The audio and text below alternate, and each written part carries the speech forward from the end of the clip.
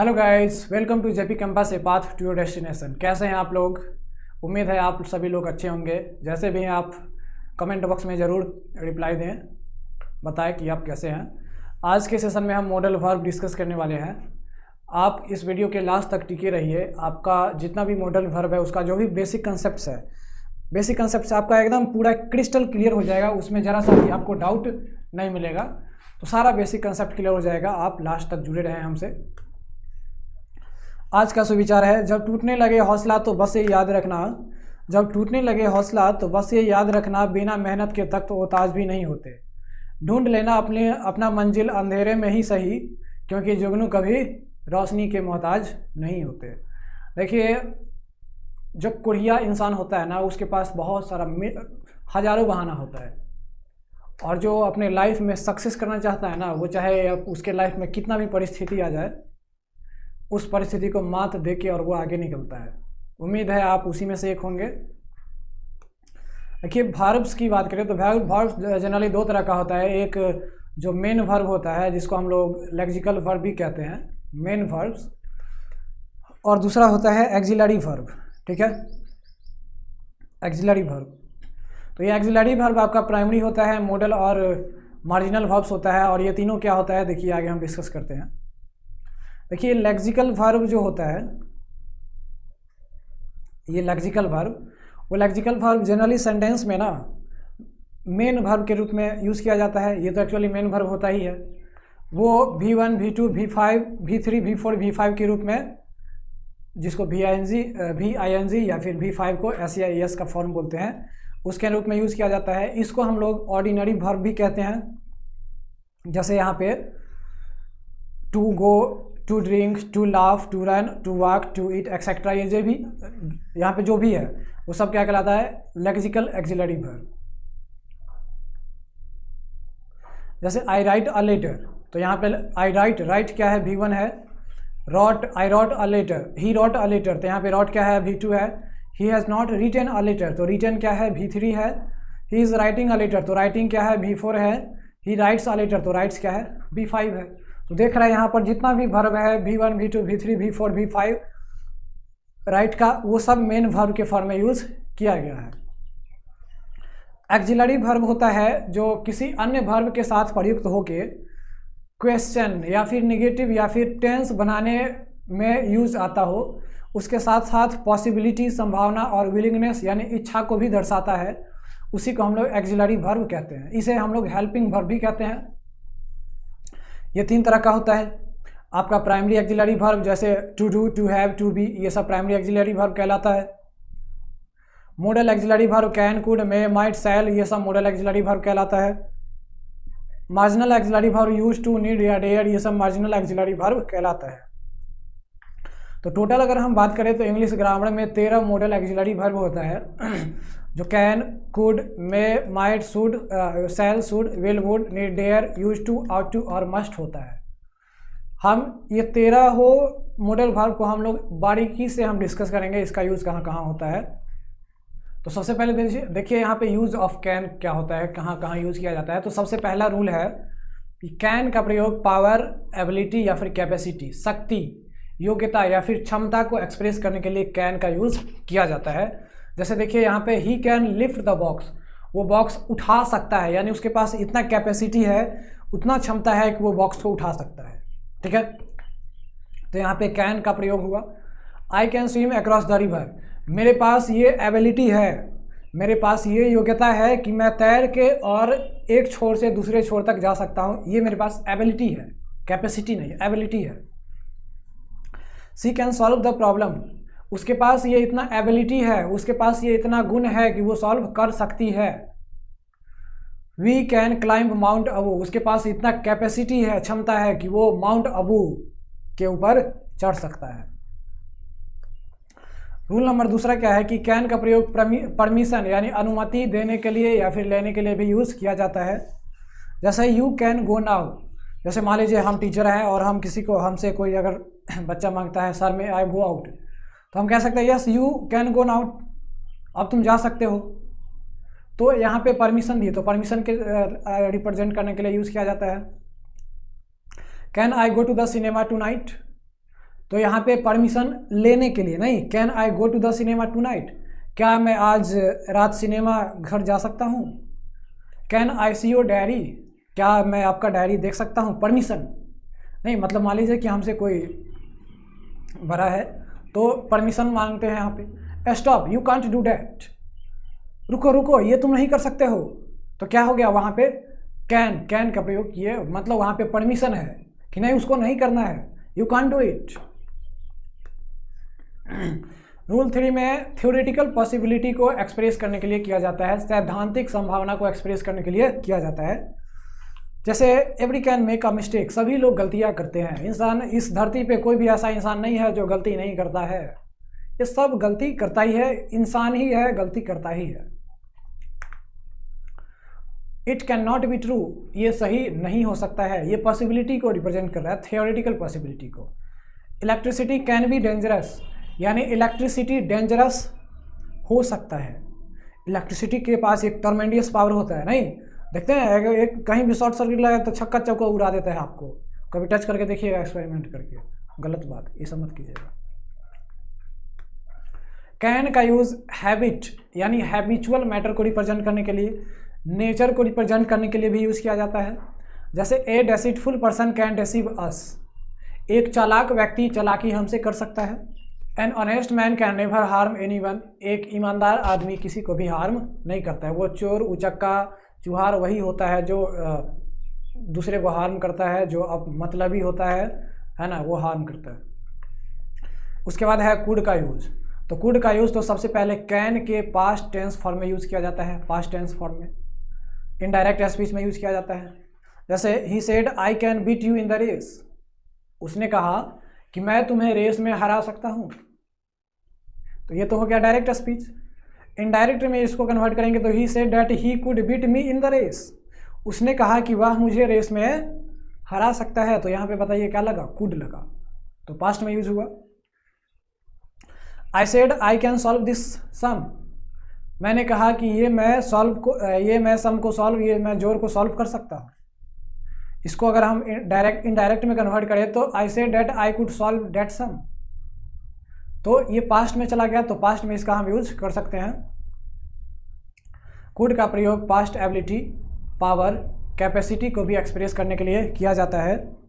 My brother could drive a car at the age of 16, देख रहे हैं ability, power और कैपेसिटी को, मतलब कि मेरा भाई जब 16 साल का था तब भी उस समय कार को ड्राइव कर सकता था। My brother could drive a car at the age of 16। I could swim across the river at the age of 14, मैं 14 के ईयर में ही रिवर को एक छोर से दूसरे छोर तक स्विम करके पार कर सकता था। ये मेरे कैपेसिटी को रिप्रेजेंट करता है, ये मेरे एबिलिटी, कैपेसिटी नहीं एबिलिटी को रिप्रेजेंट करता है, पास्ट एबिलिटी को रिप्रेजेंट कर सकता है कि हाँ मैं इस साल में ये काम कर सकता था। नहीं कहते हैं ना कि I could pass the examination, मैं एग्जामिनेशन को पास कर सकता था।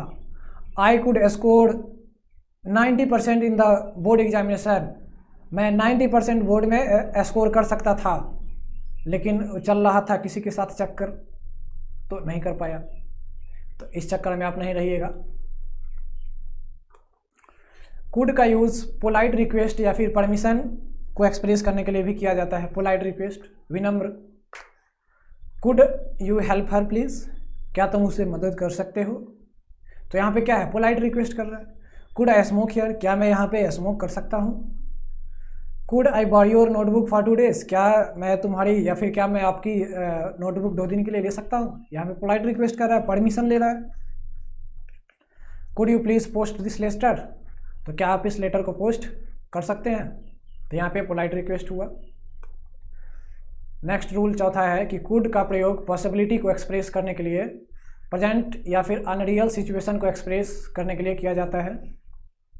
जैसे if I had more money, अगर मेरे पास मोर मनी होता तो I could by a motorcycle, मैं एक मोटरसाइकिल बाई कर सकता था।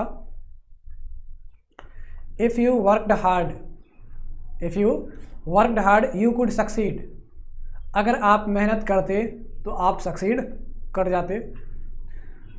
उसी तरह मे का अगर हम यूज़ बताएं तो मे का यूज़ परमिशन लेने या फिर देने के लिए यूज़ किया जाता है। जैसे मे आई यूज़ योर मोबाइल, क्या मैं आपका मोबाइल यूज़ कर सकता हूँ? यस यू मे, तुम मोबाइल यूज़ कर सकते हो। मे से लिव विथ यू, क्या ये तुम्हारे साथ रह सकती है? Yes she may live with me, हाँ मेरे साथ रह सकती है। मे आई गो आउट मैडम, क्या मैं बाहर जा सकता हूँ मैडम? यस यू मे, तुम जा सकते हो। उसी तरह यूज़ का पॉसिबिलिटी या फिर अनसर्टेनिटी को रिप्रेजेंट करने के लिए किया जाता है। संभावना या फिर अनिश्चितता को दर्शाने के लिए भी यूज़ किया जा सकता है। इट मे रेन टुडे, आज बारिश हो सकती है। Your uncle may come today, तुम्हारे अंकल आज आ सकते हैं, ये पॉसिबिलिटी है। I may buy a colour TV this year,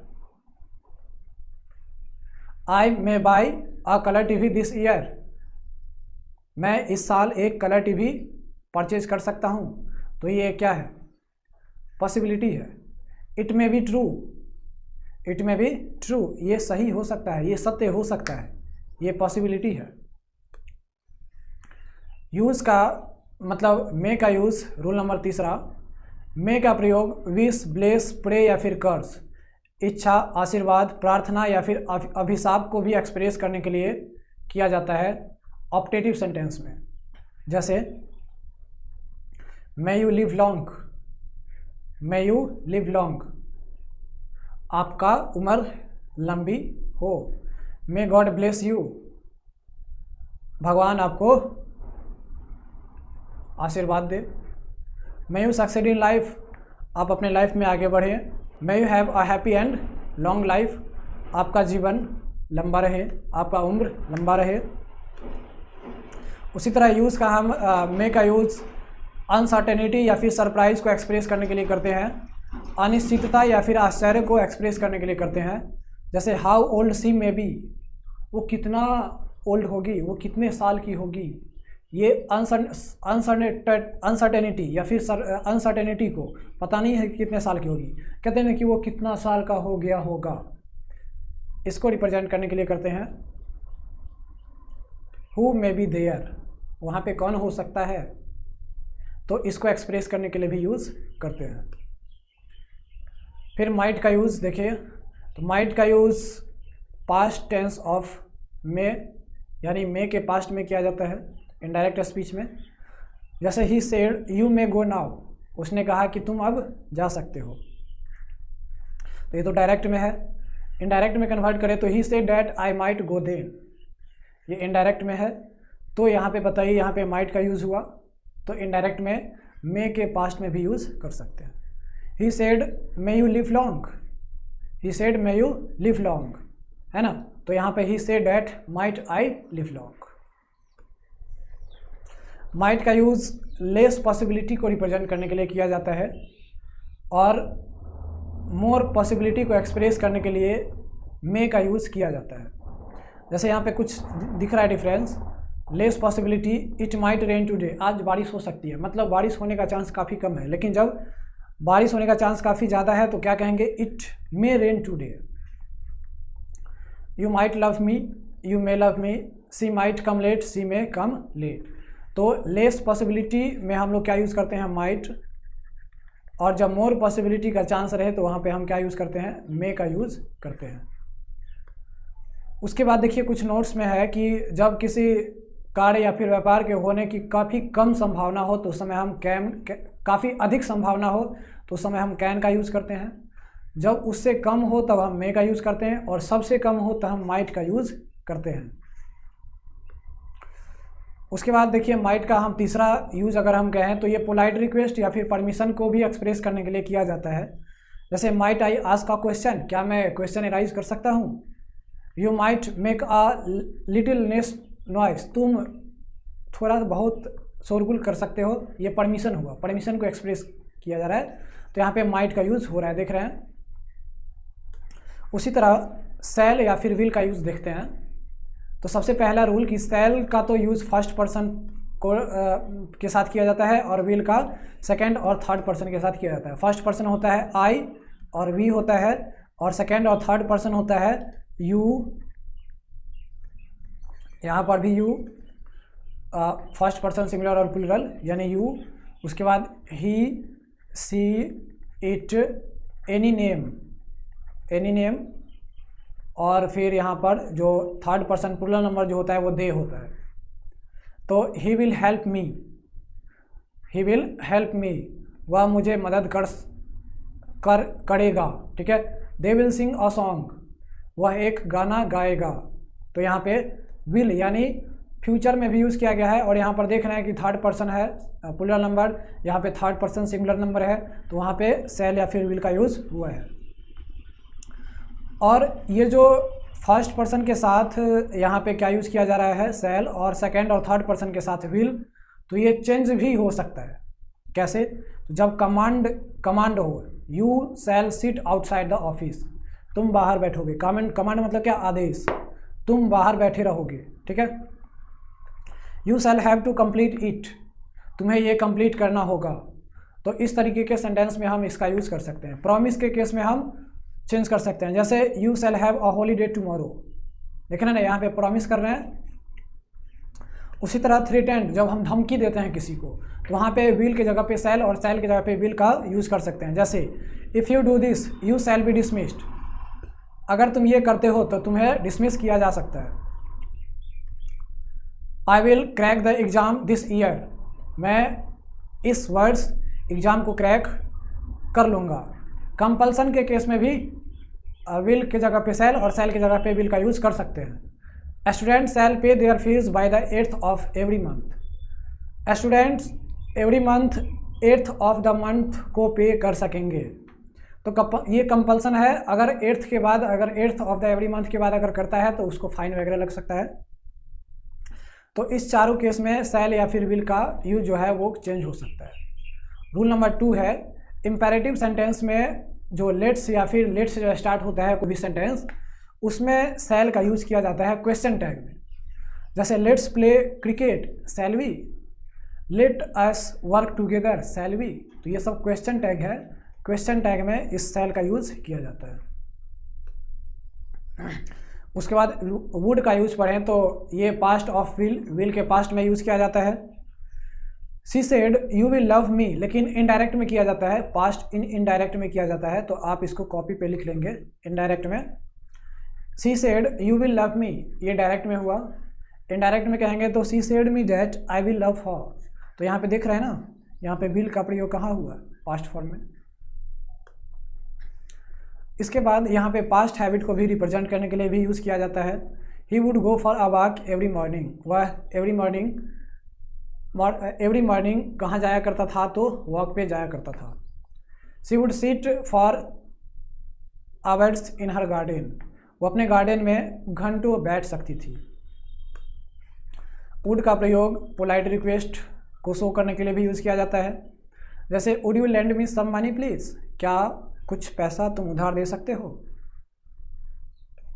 would you listen to me please, क्या आप मुझसे सुनेंगे, क्या आप मेरी बात सुनेंगे। तो यहाँ पे पोलाइट रिक्वेस्ट कर रहा है। उसी तरीके से इसका यूज़ प्रोबेबिलिटी को भी एक्सप्रेस करने के लिए किया जाता है, संभावना को भी एक्सप्रेस करने के लिए किया जाता है। जैसे he would be her husband, वह उसका हस्बैंड हो सकता है, वह उसका हस्बैंड हो सकता है। She would be a teacher, वह एक शिक्षक हो सकती है। He would be teachers you, वह तुम्हें पढ़ा सकती है। वुड का प्रयोग पास्ट या फिर पास्ट के अनरियल सिचुएशन में भी यूज़ किया जाता है। जैसे if I way a bird, present में पास्ट का यूज़ किया जाता है।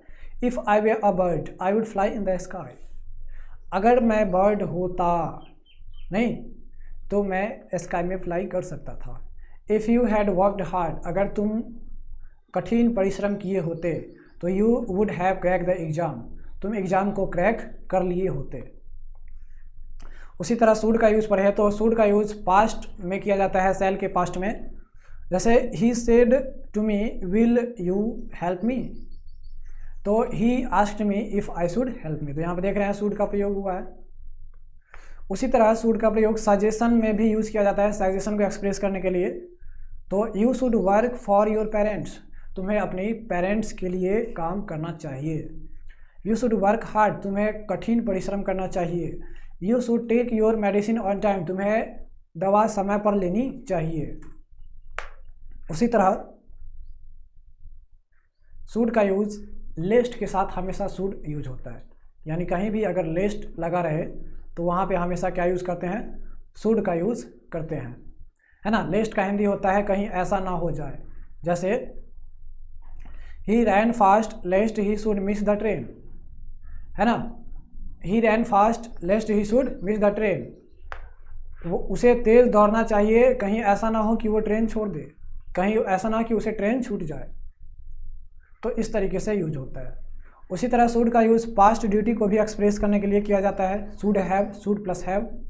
ही should have paid the tax to the government, है ना, उसे गवर्नमेंट को टैक्स पेड करनी चाहिए थी, नहीं। I should have attend the meeting yesterday, मुझे कल, बीते हुए कल को मीटिंग अटेंड करने चाहिए थी।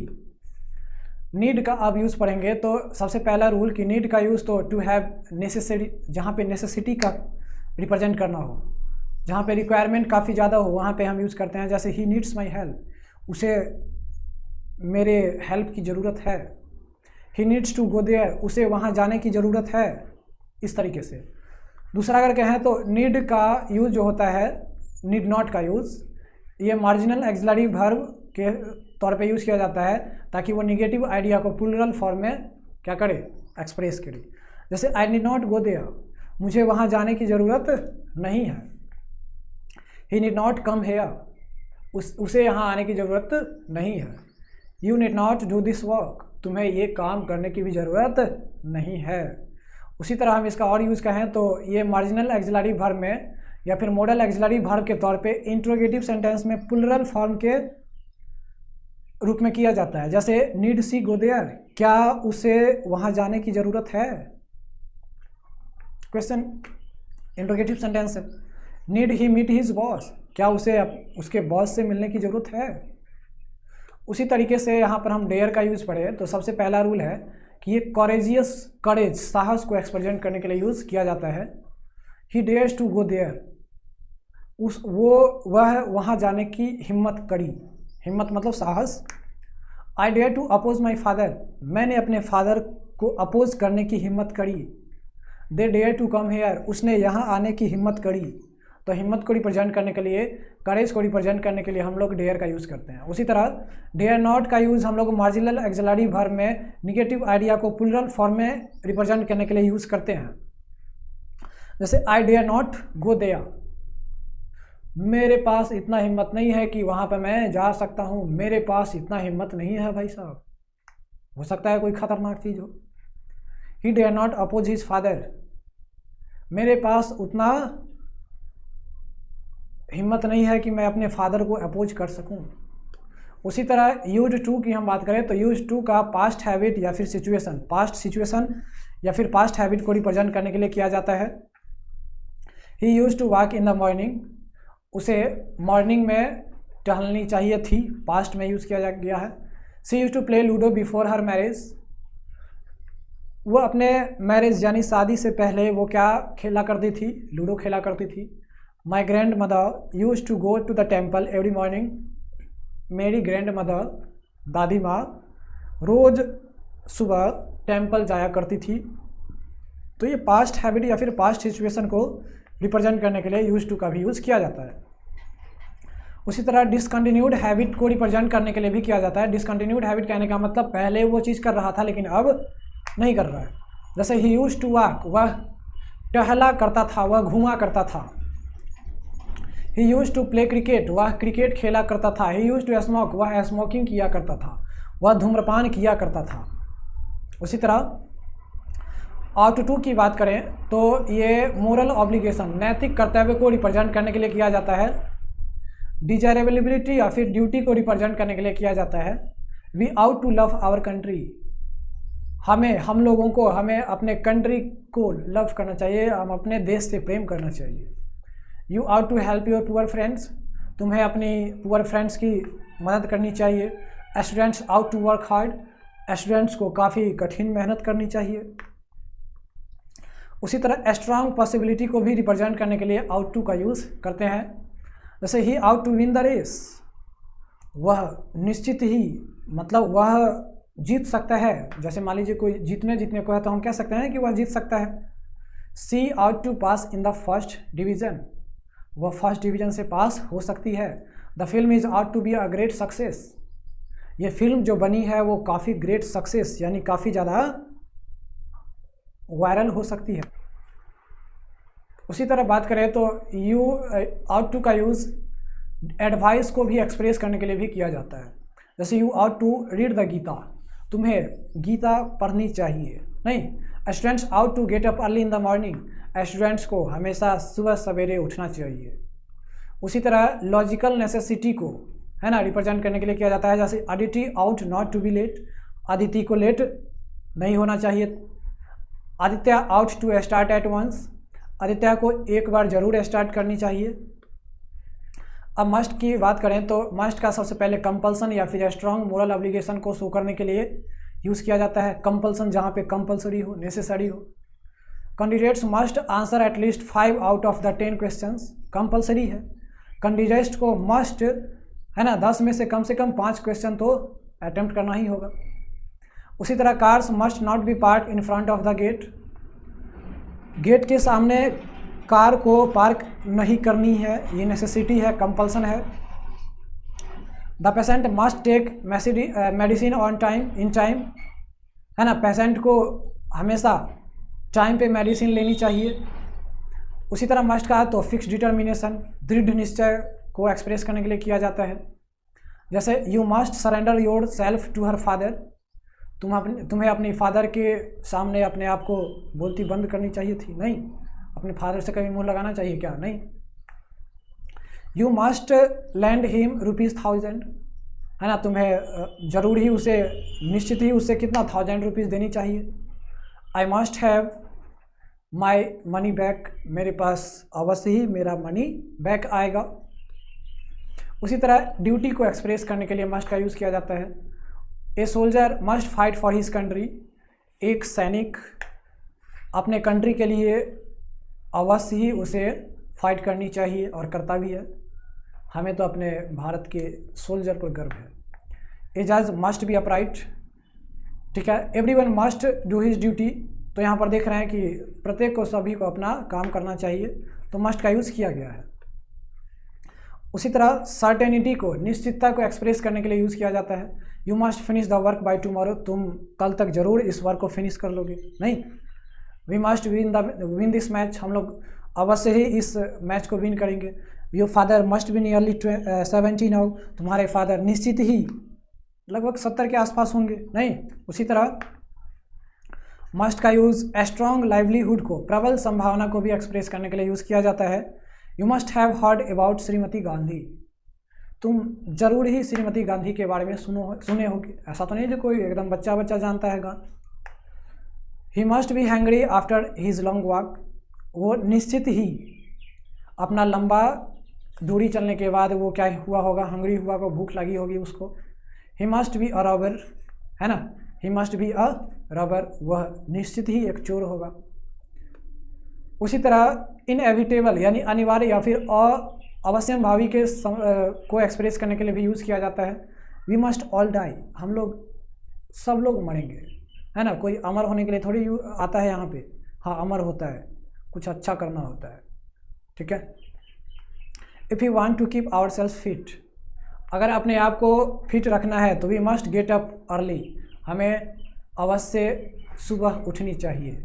Students must work hard to get 80% marks, student को 80% मार्क्स लाने के लिए अवश्य ही मेहनत करनी चाहिए, ठीक है। तो उम्मीद है आप लोग को ये सेशन, आपको ये पूरा मॉडल 5 समझ में आया होगा। अगर नहीं समझ में आए तो आप कमेंट बॉक्स में ज़रूर फीड करिए। अगर समझ में आया तो आपको वीडियो कैसा लगा ज़रूर फीड कीजिए।